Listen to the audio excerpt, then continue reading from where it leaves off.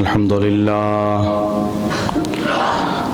لله ذي العزة والأولاء رب العالمين، والصلاة والسلام على سيد الأنبياء والمرسلين، والعاقبة للمتقين. أما بعد فأعوذ بالله من الشيطان الرجيم. بسم الله الرحمن الرحيم. إنا أعطيناك الكوثر فصل لربك وانحر إن شانئك هو الأبتر. صدق الله مولانا العظيم. إن الله وملائكته يصلون على النبي يا أيها الذين آمنوا صلوا عليه وسلموا تسليما. اللهم صل على سيدنا ومولانا محمد وعلى آل سيدنا ومولانا محمد وبارك وسلم وصل عليه. صلاة والسلام عليك يا سيدي يا رسول الله. الصلاة والسلام عليك يا سيدي يا حبيب الله. الصلاة والسلام عليك يا سيدي يا شفيع المذنبين وعلى آلك وأصحابك يا سیدی یا رحمت للعالمین. ناموس رسالت کی خاطر ہم ہر باطل سے ٹکرائیں گے. ناموس رسالت کی خاطر ہم ہر باطل سے ٹکرائیں گے. جو راہ میں ہماری آئے گا ہم اس کو مار گرائیں گے. یہ مسئلہ جب ایمان کا ہے کیا خطرہ جسم و جاں کا ہے. یہ مسئلہ جب ایمان کا ہے کیا خطرہ جسم و جاں کا ہے. اس مسئلے کو جو چھیڑے گا پھر تاج اچھالے جائیں گے. کیا حاجت ہے ہمیں زندگی کی پھر زندگی میں شرمندگی کی. سب وار کے پونجی جندڑی کی خود بدن پہ کفن سجائیں گے. ناموس رسالت کی خاطر ہر باطل سے ٹکرائیں گے. گستاخ نبی کا چلتا پھرے کیوں عاشق دل میں جلتا رہے. گستاخ نبی کا چلتا پھرے کیوں عاشق دل میں جلتا رہے. گستاخ کو آگ لگا کر ہی سینے کی آگ بجھائیں گے. ناموس رسالت کی خاطر ہر باطل سے ٹکرائیں گے. اس رائے محبت میں ہم سے مہمان بنے جو جیلوں کے. اس رائے محبت میں ہم سے مہمان بنے جو جیلوں کے.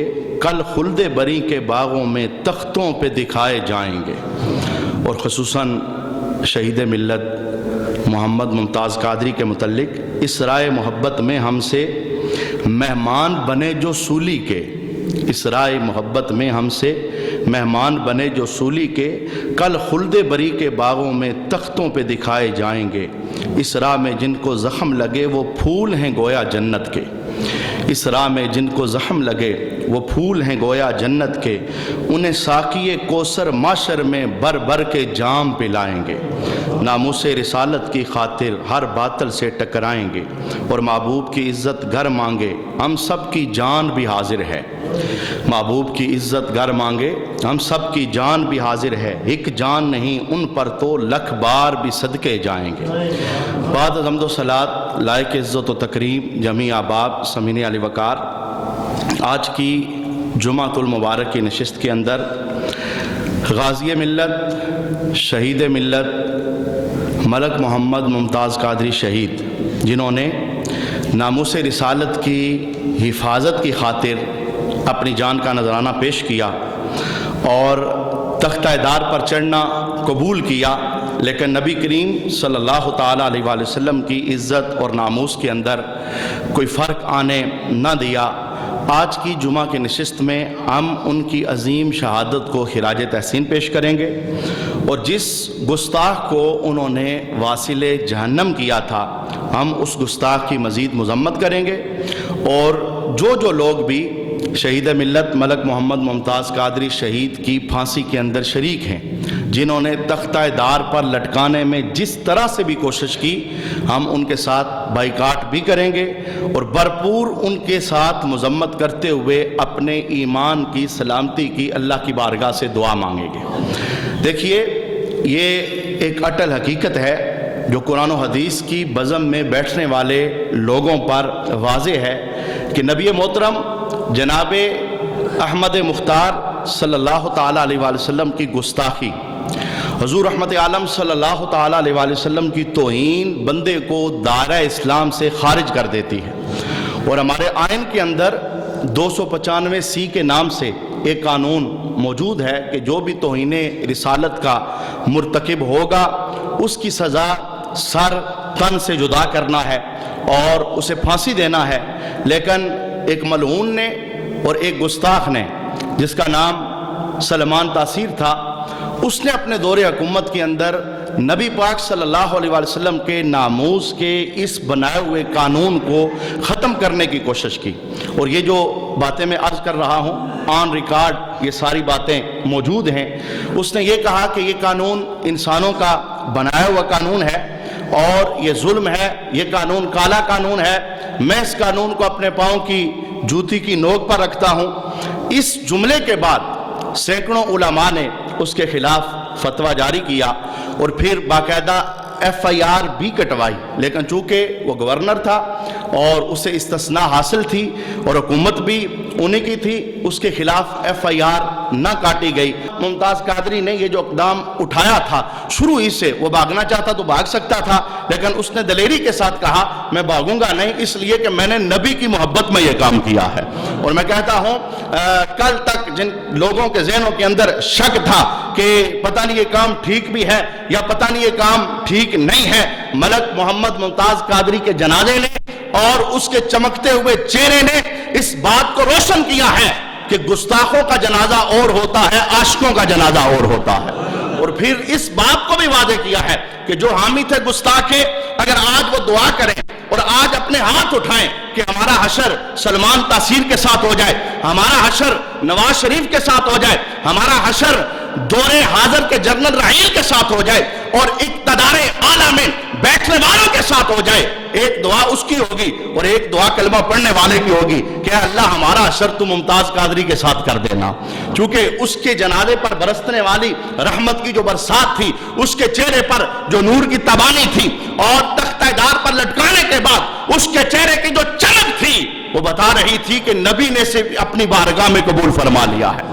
میں آج کی نشست میں آپ کے سامنے دور رسول صلی اللہ تعالیٰ علیہ وآلہ وسلم کے چند اصول آپ کے سامنے رکھوں گا، شروع سے لے کے آج تک۔ جس نے بھی صحابہ کرام کے سامنے گستاخی کی ہے، صحابہ نے اس کی گردن کاٹی ہے، ما برائے عدالت قتل یہ رسول اللہ کے دور میں ہوتے رہے۔ جب عدالتیں احتساب کرنا چھوڑ دیں، جب عدالتیں پادریوں اور امریکہ کے کہنے پر ان کے غلاموں کو چھٹکارا دے دیں اور نبی کے غلاموں کو پھانسیوں پہ چڑھانا شروع کریں، پھر ظاہر ہے عدالت وہ بے بس ہو جاتی ہے۔ چونکہ یہاں آپ نے دیکھا اور آپ نے سنا ریمنڈ ڈیوس لاہور کے اندر 3 مسلمانوں کا قتل کرتا ہے، دیت کے قانون کے پردے کے اندر اسے رہا کر کے عزت کے ساتھ پار چڑھا دیا جاتا ہے۔ وجہ کیا ہے؟ امریکہ کا اس پر ہاتھ تھا، اگر اسے یہ پھانسی دیتے امریکہ ناراض ہو جاتا۔ ملعونہ آسیہ جس پر گستاخی رسول ثابت ہو چکی تھی اور اس سارے قضیے کی بنیاد وہ عورت تھی، آج تک اسے پھانسی نہیں دی گئی۔ کیوں؟ وہ عیسائی تھی، اگر اسے پھانسی دیتے امریکہ ناراض ہو جاتا، عیسائی ناراض ہو جاتے، یہودی ناراض ہو جاتے۔ نبی کریم کے غلام کو انہوں نے تختہ دار پر چڑھایا اور چڑھانے کے بعد ہمارے ملک کا وزیر اعظم وہ امریکہ پہنچ گیا اور جا کے اپنے ان آقاؤں کے قدموں کے اندر بیٹھا ہے۔ میں نے کہا تجھے مبارک ہو، تو پھانسی دینے کے بعد امریکہ چلا گیا۔ اور ممتاز قادری کتنا اونچا ہے، تختہ دار پہ لٹنے کے بعد محبوب کے قدموں میں پہنچ گیا ہے۔ تیرا اپنا نصیب ہے اور اس کا اپنا نصیب ہے۔ خیر میں عرض کرنا چاہتا ہوں، دیکھیے نبی کریم علیہ السلام کے مبارک دور کے اندر جس نے بھی میرے نبی کریم علیہ السلام کی شان کے اندر گستاخی کی ہے، وجہ یہی تھی، ممتاز قادری کو یہ ضرورت نہ پڑتی، اگر ہمارے حکمران لائق ہوتے ممتاز قادری ہاتھ نہ اٹھاتا، اگر ہمارے حکمران غیرت مند ہوتے ممتاز قادری ماورائے عدالت قتل نہ کرتا، اگر یہ اپنا جو کام تھا وہ پورا کرتے۔ 1971 کے آئین کے اندر 295 سی، یہ کیا چیز ہے؟ 295 سی کا قانون موجود ہے کہ جو بھی ہمارے نبی کی گستاخی کرے گا اس کو قتل کر دیا جائے گا اور اسے سزائے موت دی جائے گی۔ یہ صرف آئین کا قانون نہیں ہے، یہ ہمارے اسلام کا قانون ہے۔ آئین کے اندر تو لکھوایا گیا اصل قانون قرآن کا ہے، اصل قانون حدیث کا ہے، لیکن انہوں نے اس عورت کو جس پر سزائے موت عدالت سنا چکی تھی اس کو سلمان تاثیر نے بچانے کی کوشش کی اور کہا یہ تو انسانیت کے ساتھ بڑا ظلم ہو رہا ہے۔ تو میں عرض کرنا چاہتا ہوں میرے کریم نبی علیہ السلام کے مبارک دور کے اندر کیسے صحابہ استاق کے اندر رہتے تھے، جو رسول اللہ کو گالی دینے والا ہے، جو میرے رسول کا گستاخ ہے، ہم اس کی گردن کو اتاریں گے اور اتار کر قیامت تک کے لوگوں کے لیے اس بات کو واضح کریں گے کہ نبی کا گستاخ زمین پر چلنے کے قابل نہیں ہے۔ آئیے میں آپ کو میدان بدر کے اندر لیے جاتا ہوں۔ عبد الرحمن بن عوف کہتے ہیں میرے جو ونگ تھے، میرے جو بازو تھے وہ دونوں کمزور تھے، ایک طرف معاذ تھے ایک طرف معوذ تھے، یہ دونوں بچے تھے اور میں سمجھتا تھا سامنے سے تو مجھ پر حملہ ہو سکتا ہے اور میں اسے کور بھی کر لوں گا، لیکن جو میری سائیڈیں ہیں یہ بڑی کمزور ہیں، میں اس حملے کو کیسے بچا سکوں گا؟ تو عبد الرحمن بن عوف کہتے ہیں اتنے میں ایک بچے نے مجھے آواز دی، یا عم این ابو جال، اے چچا یہ بتائیے ابو جال کہاں ہے؟ تمہیں کیا حاجت ہے، تمہیں کیا ضرورت ہے ابو جال کی، کیوں پوچھتے اس کا بتا؟ بچے آگے سے کیا کہتے ہیں، اخبرت انہ یسب رسول اللہ صلی اللہ علیہ وآلہ وسلم، ہمیں خبر پتا چلی ہے، ہمیں معلوم ہوا ہے، ہمیں بتانے والوں نے بتایا ہے کہ وہ ہمارے نبی کو گالیاں دیتا ہے، وہ ہمارے رسول کے خلاف بولتا ہے، بکواس کرتا ہے، آپ ہمیں پتہ بتائیں، آپ ہم سے یہ نہ پوچھیں ہم کیا کریں گے، ہماری طاقت کتنی ہے، ہمارے وجود کے اندر حوصلہ کتنا ہے۔ اب دیکھیے وہ چھوٹے سے بچے ہیں، کفر کا ایک بہت بڑا پہاڑ ہے، کفر سارا اس پہاڑ پر ناز کرتا ہے، بڑے بڑے لوگ اس کے سامنے اپنے سر رکھ دیتے ہیں، لیکن وہ چھوٹے بچے جن کے سینے کے اندر عشق رسول تھا، جو رسول اللہ کی محبت کا جام پینے والے تھے، اور انہوں نے ایک قسم کھائی تھی کہ اے عبد الرحمن بن عوف ہم نے قسم کھائی ہے مریں گے یا ماریں گے ناری کو، سنا ہے گالیاں دیتا ہے محبوب باری کو۔ اگلی بات ارادہ ہے، اور اس بچے نے باقاعدہ جملہ کہا، واللہ اللہ کی قسم لا افارقہ، میں اس وقت تک اس سے جدا نہیں ہوں گا، یا میں مروں گا یا اسے مار دوں گا، میں نبی کی ناموس پہ اپنی جان دے سکتا ہوں پر میں گستاخ کو دیکھ نہیں سکتا، مجھے اس کا پتہ بتائیے۔ عبد الرحمن بن عوف کہتے ہیں میں نے پتہ بتا دیا، وہ باز کی طرح دونوں بچے اڑے اور انہوں نے جا کے ابو جال پہ حملہ کر دیا، اور آپ حیران ہوں گے یہ سب سے بڑا دشمن، یہ سب سے بڑا گستاخ، یہ سب سے بڑا توہین کرنے والا رب العالمین نے اس کا کلا کما انہی دو بچوں کے ذریعے کروایا تھا۔ نبی کا گستاخ اگر ملک چھوڑ جائے، شام کے اندر چلا جائے، 100 بندوں کے پیروں کے اندر لیٹ جائے اور پھر سب کو کہے جاگتے رہنا، میری حفاظت کرنا، کیوں؟ میں نے نبی کی گستاخی کی تھی اور نبی نے یہ کہہ دیا تھا اے اللہ اپنے درندوں میں سے کوئی درندہ اس کے اوپر مسلط کر دے۔ تو جس وقت ابو لہب کا بیٹا وہ شام کے اندر جنگل کے سائے کے اندر 100 بندوں کے پیروں کے اندر سو جاتا ہے تو اللہ اس کے خاتمے کے لیے ایک شیر کو مسلط فرما دیتا ہے۔ اب شیر آتا ہے، 100 بندے ہیں سارے کے سارے کافر، لیکن آج شیر کو کافر مطلوب نہیں تھا، آج شیر کو گستاخ مطلوب تھا، آج شیر کو نبی کریم علیہ السلام کی توہین کرنے والا مطلوب تھا۔ اس نے ایک ایک کو سونگا، گویا شیر بھی جانتا ہے میں نے جان کافر کی نہیں لینی، کیوں؟ آج اللہ میری ڈیوٹی لگائی ہے، میں نے گستاخ کی جان لینی ہے۔ اور پھر جب شیر گستاخ کے پاس آتا ہے، سونگنے کے بعد اس کا سینہ پھاڑ دیتا ہے، واصل جہنم کرتا ہے، اور پھر دلچسپ بات ترین اسے کھاتا بھی نہیں، کیونکہ نبی کریم علیہ السلام کا گستاخ شیر بھی سمجھتا ہے اتنا لعین ہے، اتنا پلید ہے، اتنا ناپاک ہے، یہ کھانے کے قابل بھی نہیں ہے۔ تو نبی کریم علیہ السلام کی شان کے اندر گستاخی، میں آپ کو ایک دلچسپ ترین بات عرض کرنا چاہوں گا کہ دیکھیے فتح مکہ کا موقع ہے، آپ حیران ہو جائیں گے یہ کتنی موزی چیز ہوتی ہے. یہ حکومت کی ڈیوٹی ہے, اقتدار والوں کی ڈیوٹی ہے, جہاں پر کسی سے نبی کریم علیہ السلام کی گستاخی ثابت ہو, جو قانون کے اندر لکھا ہے, جو شریعت بتاتی ہے, اس کے مطابق اسے سزا دیں. نہیں سزا دیں گے تو پھر گھر گھر ممتاز قادری پیدا ہوتے رہیں گے. آپ کیا سمجھتے ہو ممتاز قادری کی موت نے کیا کسی کو ڈرا دیا ہے؟ ممتاز قادری کی موت نے کیا کسی کی نظروں کو جھکا دیا ہے؟ نہیں. وہ عاشق رسول جب پھانسی کے پھندے کو چوم کے یا رسول اللہ کہتا ہوا تختہ دار پہ لٹکتا ہے, ہر ایک مسلمان جان قربان کرنے کے لیے تیار ہو جاتا ہے. میں کہتا ہوں یہ بازی حق کی بازی ہے, تم ہی یہ بازی ہارو گے. تم کتنے ممتاز مارو گے, ہر گھر سے ممتاز نکلے گا, تم کتنے ممتاز مارو گے؟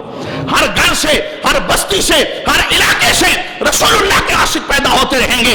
اگر تمہارے ہاتھوں کے اندر طاقت نہ ہوئی, تم امریکہ کے پالتو رہے, تم امریکہ کے قدموں میں بیٹھ کے رسول اللہ کی شان میں گستاخیاں کرنے والوں کو پناہ دیتے رہے, تو پھر ممتاز پیدا ہوتے رہیں گے اور خود ہی گستاخوں کی گردنوں کو کاٹتے رہیں گے. اب یہ دیکھیے فتح مکہ کا موقع ہے, آپ سب کو پتا ہے یہ وہ عظیم فتح ہے. میرے محبوب نے اعلان کر دیا تھا آج میری طرف سے معافی ہے, ابو سفیان کے گھر میں جو چلا جائے میں محمد اسے معاف کرتا ہوں, جو اپنا دروازہ بند کر لے میں محمد اسے معاف کرتا ہوں, جو ہتھیار پھینک دے میں محمد اسے معاف کرتا ہوں. لیکن یہی فتح مکہ ہے, یہی موقع ہے جہاں بڑے بڑے کافروں کے لیے معافی کا اعلان ہو رہا تھا. میرے مصطفیٰ کریم علیہ السلام نے ایک اور اعلان بھی فرمایا تھا, کیا اس اعلان کو کوئی جانتا نہیں؟ میرے محبوب نے فرمایا ایک میرا گستاخ ہے, ایک میری توہین کرنے والا ہے. اور آپ کو حیرانگی ہوگی یہ کافر نہیں تھا, یہ مشرک نہیں تھا, اس نے کلمہ پڑھا تھا. کلمہ پڑھنے کے بعد اس نے نبی کریم علیہ السلام کی شان میں گستاخیاں شروع کی تھی, حضور کی توہین کا مرتکب ہوا تھا. میرے محبوب کا اعلان کیا تھا؟ ابن خطل یہ جہاں بھی مل جائے میرے صحابہ اس کو پناہ نہیں, یہ ابو سفیان کے گھر میں جائے اس کی گردن اتارنی ہے, یہ اپنے گھر کا دروازہ بند کر لے اس کی گردن اتارنی ہے, یہ جہاں پہ مل جائے اس کی گردن کو اتار کے اس بات کا اعلان کرنا ہے کہ نبی کی گستاخی کرنے والا بندہ اس کی سزا قتل کے سوا اور کوئی نہیں ہے. اب یہ دیکھیے کعبہ وہ عظیم جگہ ہے, میں آپ کو یہ بات کیوں عرض کرنا چاہتا ہوں, کعبہ وہ عظیم جگہ ہے جہاں قتل کرنا منع کیا گیا. فقہ کا باقاعدہ مسئلہ ہے, اگر کوئی قاتل کعبے کے اندر چلا جائے اسے کعبے کے اندر نہیں ماریں گے, باہر نکلنے پہ مجبور کریں گے. اسلام سے پہلے لوگ بھی کعبے کی تعظیم کرتے تھے, لیکن دیکھیے ابن خطل کو جب پتا چلا اس نے اپنے آپ کو بچانے کے لیے اپنے آپ کو کعبے کے پردوں کے اندر چھپا لیا. صرف کعبہ نہیں, کعبے کے پردوں کے اندر چھپا لیا. میرے نبی کریم علیہ السلام کا اعلان کیا تھا؟ آج دور حاضر کے مفکر اور میڈیا پر بیٹھ کر یہ بات کرنے والے نبی کریم علیہ السلام کو معاف کرنے والے تھے. ہاں جب ان کا ذاتی معاملہ ہو وہ معاف کر سکتے ہیں, مجھے اور آپ کو معاف کرنے کی ضرورت نہیں ہے, اور نہ کسی نے ہمیں یہ ٹھیکیداری دی ہے کہ نبی کی شان کی گستاخی کرنے والے کو ہم معاف کر سکیں. ہم اپنی ذات کے معاملے کو معاف کر سکتے ہیں لیکن نبی کریم کے گستاخ کو معاف نہیں کر سکتے. وجہ کیا ہے؟ نبی کریم کے گستاخ کا دنیا کے اندر وہ ایک ہی حل ہے کہ اس کی گردن کو تن سے جدا کر دیا جائے تاکہ مزید گستاخی کے دروازے بند ہوں, تاکہ مزید توہین رسالت کا ارتکاب کرنے والے ان کی زبانوں پر تالا لگ جائے. میں کہتا ہوں ممتاز قادری کا بہت بڑا احسان ہے, تالا لگا ہے. آج 5 سال کا عرصہ گزرا ہے, اس عرصے کے اندر ہر دوسرا بندہ ٹی وی پہ آ کے کہتا تھا یہ ہو گیا ہے جی, وہ ہو گیا ہے. آج کسی کو جرأت نہیں وہ میرے نبی کے اس رسالت کے قانون پر کوئی لفظ بول سکے. میں کہتا ہوں ممتاز قادری پوری امت پہ احسان کر گیا ہے, وہ سب کی طرف سے قربانی دے کے گیا ہے. قیامت کی صبح تک اس نے گستاخوں کی زبانوں پر تالا لگا دیا ہے. قربانی اس نے دی ہے لیکن قیامت تک نبی کی عزت کی حفاظت کا جھنڈا بلند کر کے چلا گیا ہے. اب دیکھیے لوگ کہتے ہیں جی معاف کر دینا یہ نبی کی سنت ہے. نبی کریم علیہ السلام نے معاف بھی کیا تھا لیکن کسے کسے معاف کیا تھا؟ فرمایا ابن خطل جہاں بھی مل جائے اسے چھوڑنا نہیں, اس کی گردن کو اتارنا ہے. اب نبی کریم علیہ السلام کے صحابی ابو برزہ ہیں, آپ فرماتے ہیں میرے دل میں تمنا تھی اے کاش مجھے مل جائے. میں ڈھونڈتا رہا, تلوار میرے ہاتھ میں تھی, میں دائیں گیا بائیں گیا آگے گیا پیچھے گیا, کہیں سے مجھے وہ گستاخ ابن خطل مل جائے, یہ کام میں کروں. اب ابو برزہ کہتے ہیں وہ مجھے ملا لیکن کہاں ملا؟ کعبے کے پردوں کے پیچھے چھپا ہوا تھا. کعبہ اتنی اونچی چیز ہے, وہاں پر قتل کرنا شریعت نے اسے منع فرمایا ہے. اور قرآن پاک کا اصول ہے جو کعبے میں داخل ہو گیا امن پا گیا۔ لیکن یہ دیکھیے ابو برزہ کعبے کے پردوں سے اسے نکالتے ہیں، ابن خطل کو نکالنے کے بعد کیا کہتے ہیں؟ کہتے ہیں ضربت عنقہ بین رکن والمقام، میں نے کعبے کے پردوں سے باہر نکالا، مقام ابراہیم اور رکن کے درمیان میں نے اسے کھڑا کیا۔ میں نے کہا یا رسول اللہ آپ کا گستاخ پکڑ لیا، حکم کیا ہے؟ معافی دے دو، چھوڑ دو؟ فرمایا نہیں، ابو برزہ اس کی گردن کو تن سے جدا کر دو۔ یہ دیکھیے اسلام کا سب سے بڑا سفیر، اسلام کا سب سے بڑا اخلاق کا منبع، رحمت للعالمین کا پیکر خود حکم دے رہا ہے۔ کعبے کے پردوں کے اندر اس گستاخ کا جب سینہ چاک کیا گیا، گردن اتاری گئی، تو میں کہتا ہوں یہ قیامت تک کے لیے اعلان تھا، گستاخ اتنا ذلیل ہوتا ہے کعبہ بھی اسے پناہ نہیں دیتا۔ اور تو اور جگہ ہے کعبہ بھی اسے پناہ دینے سے انکار کر دیتا ہے۔ میں کہتا ہوں نبی کریم علیہ السلام کے صحابہ کا مزاج تھا، اور انہوں نے اس مزاج کو حضور رحمت عالم سے پڑھا تھا۔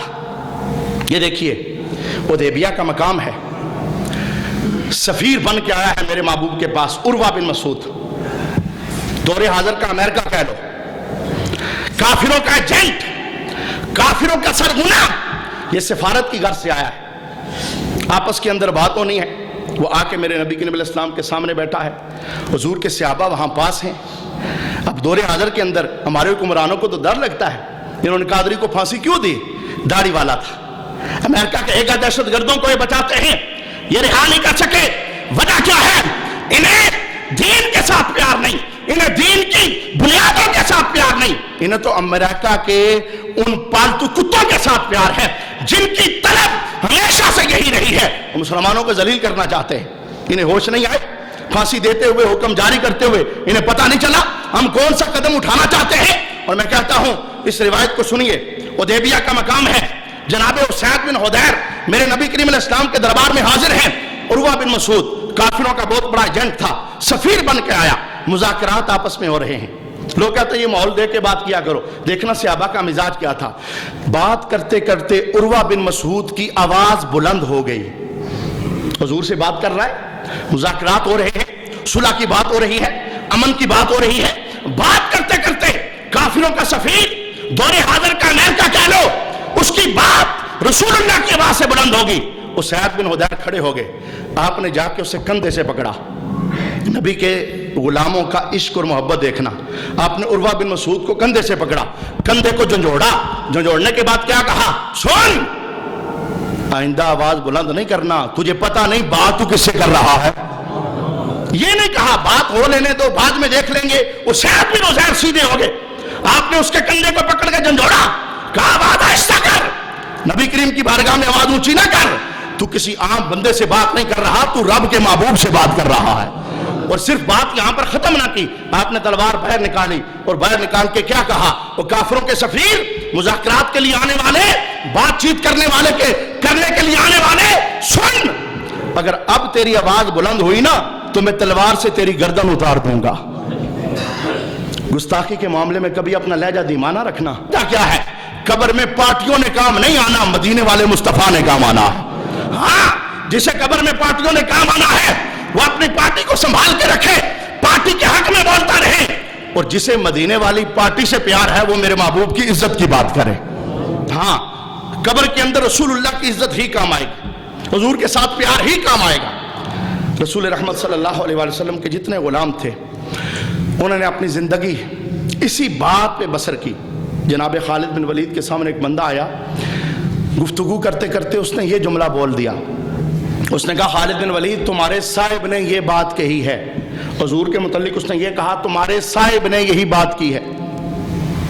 حضرت خالد بن ولید نے تلوار باہر نکالی اور اس کی گردن اتاری۔ اتارنے کے بعد پتہ کیا کہا؟ فرمایا ہمارے نبی کو صاحب کہتا ہے، وہ ہمارے صاحب نہیں، وہ ہمارے آقا و مولا ہے۔ صحابہ اتنی بات برداشت نہیں کرتے تھے، ایسا مسلمان ہے اتنے غلیظ جملے برداشت کرے، پھر بھی اس کی اندر کی جو ایک محبت ہے انہیں کے ساتھ جڑی رہے۔ نہیں، دنیا تو آنی جانی ہے بھائی، چند دنوں کے بعد یہاں سے سب نے جانا ہے، کوئی ادھر نہیں رہے گا۔ ہاں، جن کی نسبتیں جن کی محبتیں، جن کا پیار رسول اللہ صلی اللہ علیہ وسلم کے ساتھ سلامت رہے گا، انشاءاللہ قبر میں جائیں گے تو وہ فرق خود ہی دیکھ لیں گے۔ امام احمد بن حنبل نے بڑا خوبصورت جملہ بولا تھا، میں عرض کرنا چاہتا ہوں، یعنی اس جنازے کی کیفیت دیکھے۔ ایک جنازہ گستاخ کا تھا، سلمان تاثیر کا، رب کی عزت کی قسم 3 گھنٹے جنازہ لیٹ ہوا، رش نہیں تھا۔ کیوں لیٹ ہوا؟ جنازہ پڑھانے والا نہیں مل رہا تھا۔ جنہوں نے جنازہ پڑھا، جب ان پر فتویٰ آیا، بعد میں انہوں نے تجدید ایمان کیا، معافی مانگنے لگے، اے اللہ غلطی ہو گئی، ایک گستاخ ہم نے جنازہ پڑھا، 100 علماء پر مشتمل مفتیان کرام نے فتویٰ دیا کہ اس گستاخ کا نماز جنازہ نہ پڑھا جائے۔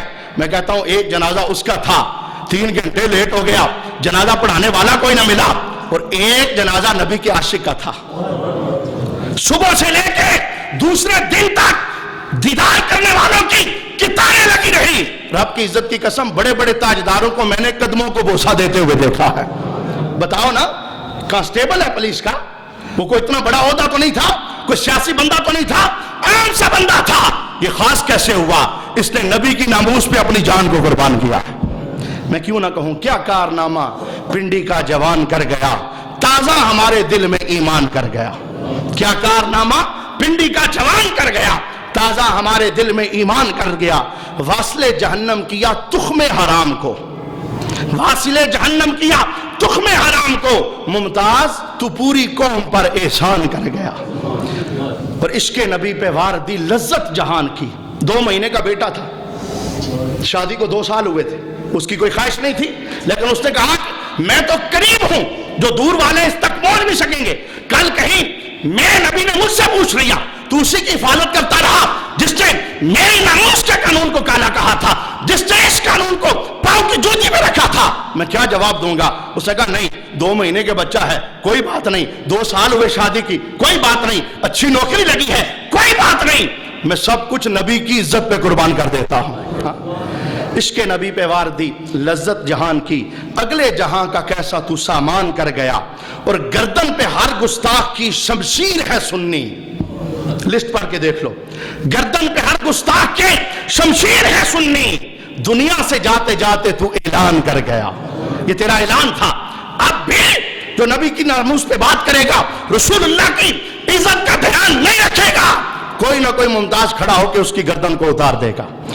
گستاخ نبی کو مار کے احسان کر گیا، رخصت ہوا تو دل کو پریشان کر گیا۔